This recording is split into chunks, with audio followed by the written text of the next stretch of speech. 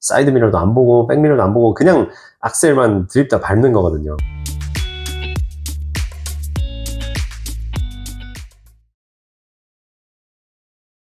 현직자로서 금융 리스크에 대한 이야기를 한번 풀어보려고 합니다.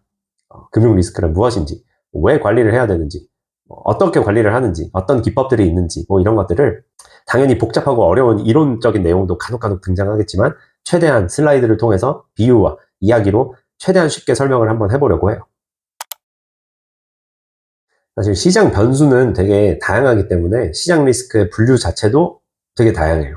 주가 리스크가 사실 가장 흔하고 쉽게 접할 수 있는 개념이죠.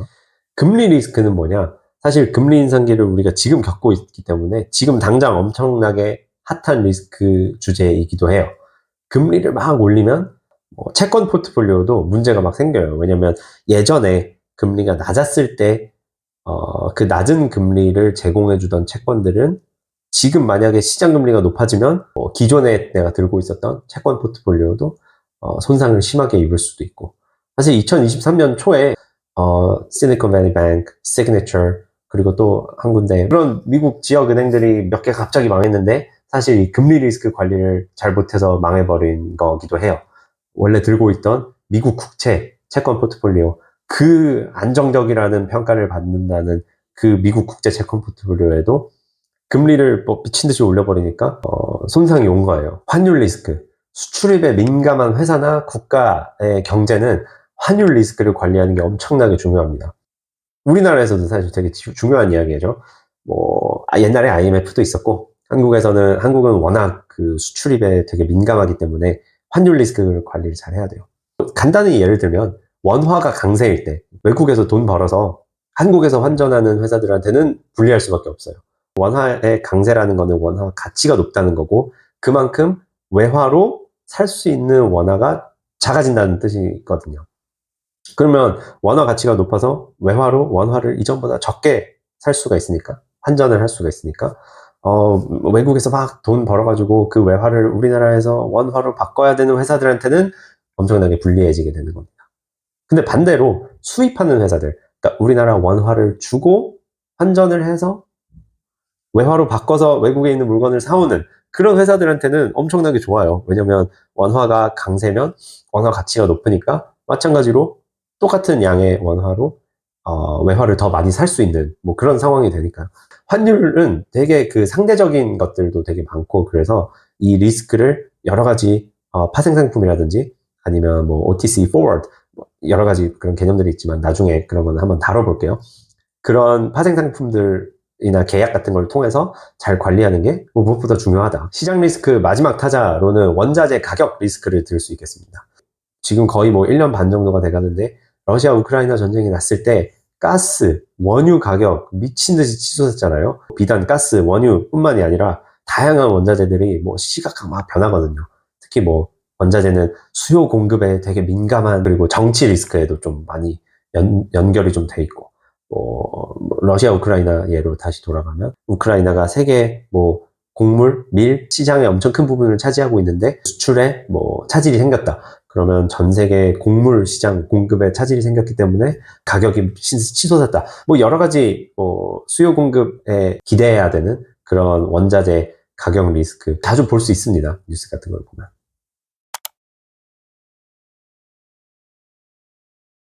시장 리스크 다음에는 크레딧 리스크, 신용 리스크예요.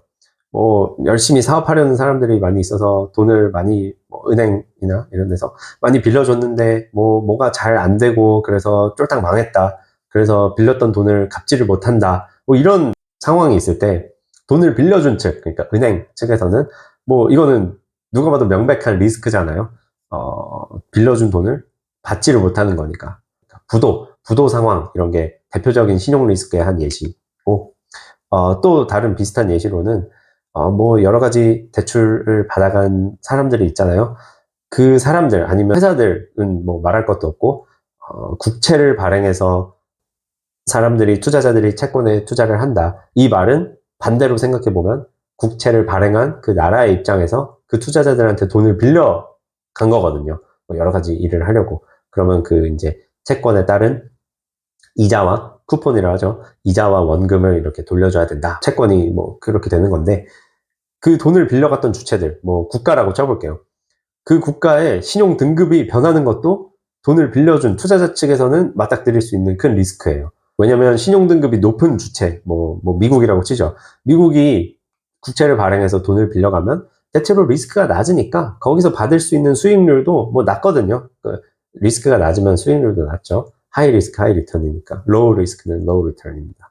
근데 만약에 미국이 뭐 예전도 아니죠. 뭐 저번 몇 달 전에 있었던 그 부채 한도 협상 과정에서 협상을 한 해, 만에 뭐 이거를 뭐 민주당 측에서는 뭐 무조건 부채 한도 올려야 된다. 공화당 측에서는 말도 안 된다. 우리가 조건 몇 개를 내걸 테니까 그거를 해주면 그러면 우리가 의회에서 오케이를 해주겠다. 뭐 이런 식으로 되게 정쟁으로 많이 갔었으니까.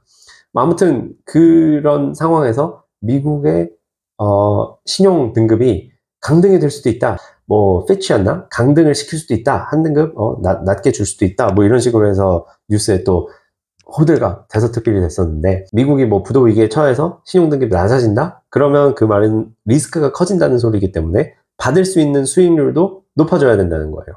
그 말은 내가 지금 가지고 있는 미국 국채를 시장에 내다 팔려면 더 낮은 가격으로 팔아야 된다는 거고, 그쵸? 왜냐면 제가 미국 국채가 있습니다. 2030년까지 뭐 이자는 매달 뭐 얼마 받으실 수 있고요. 원금은 2030년 마지막에 받게 돼요. 미국 정부가 여러분한테 돈을 줄 겁니다. 지금까지 제가 그 쿠폰이랑 잘 받아왔는데 제가 시장에 팔려고요. 라고 했을 때 시장에 있는 사람들이 미국의 신용등급이 엄청 높으면 그래요. 뭐 신용등급이 높으니까 뭐 얼마만큼 제 값을 쳐서 드리겠습니다.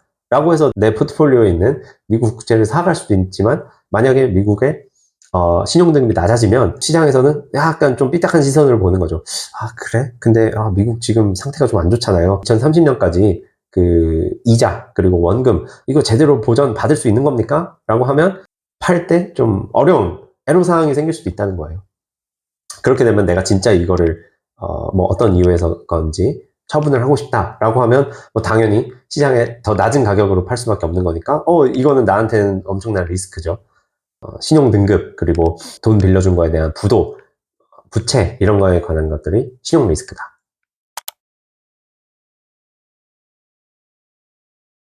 유동성은 얼마나 빠르게 내가 갖고 있는 자산들을 현금화를 할 수 있냐는 척도예요. 그러면 그 현금화를 왜 하는 건가? 회사들은 당연히 빚이나 뭐 투자금, 투자자들한테 받은 투자금, 주식 이런 거를 통해서 자본을 조달을 하는데, 그 돈을 빌려간 회사들, 자본을 이제 여러 가지 투자자들한테 조달받았던 회사들은 어떻게 해서든지 그 투자자들한테 보답을 해줘야 되는, 뭐 채권이 되면 쿠폰이었든 이자가 됐든 아니면 주식이면 배당이 됐건 그 돈을 바로바로 투자자들한테 주려면 여러 가지 자산들을 현금화를 빨리 해서 성실히 이행을 해야 되거든요. 안 그러면 뭐 당연히 문제가 생깁니다. 저 회사 좀 이상하네. 그러면 뭐 회사 주가가 낮아지겠죠. 사람들이 주식을 팔려고 할 테니까. 그리고 아까 미국 그 부채 한도 그리고 신용등급 얘기했을 때 잠깐 말씀드렸듯이 저 회사 좀 지금 상태가 좀 이상한데, 그러면 그 회사의 회사채에도 문제가 막 생기고, 유동성 리스크는 뭐 쉽게 말해서 시장에 뭐 여러 가지 일이 생겨가지고 계획했던 대로 그 현금화를 못하는 리스크예요. 시장에서 자 이거 팔겠습니다라고 하는데 뭐 아무도 수요가 없어서 갑자기 안 살 수도 있는 거고, 뭐 좀 다양한 그런 상황들이 있거든요. 그래서 현금화를 계획대로 못하게 됐을 때 생길 수 있는 리스크가 유동성 리스크입니다. 마지막으로는 operational risk, 운영 리스크 이야기를 할 수 있겠습니다.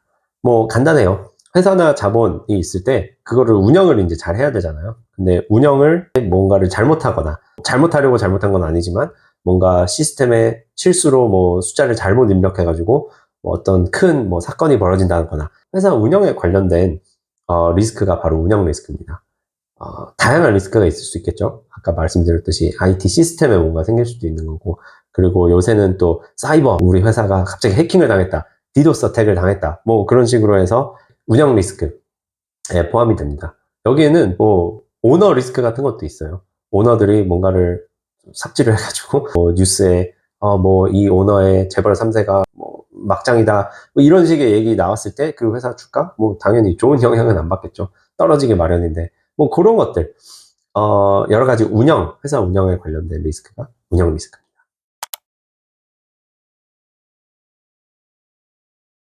이런 리스크를 관리하지 않고 그냥 회사를 운영하는 거는 운전으로 비유를 들면 운전을 하는데 그냥 눈 가리고 운전하는 거예요.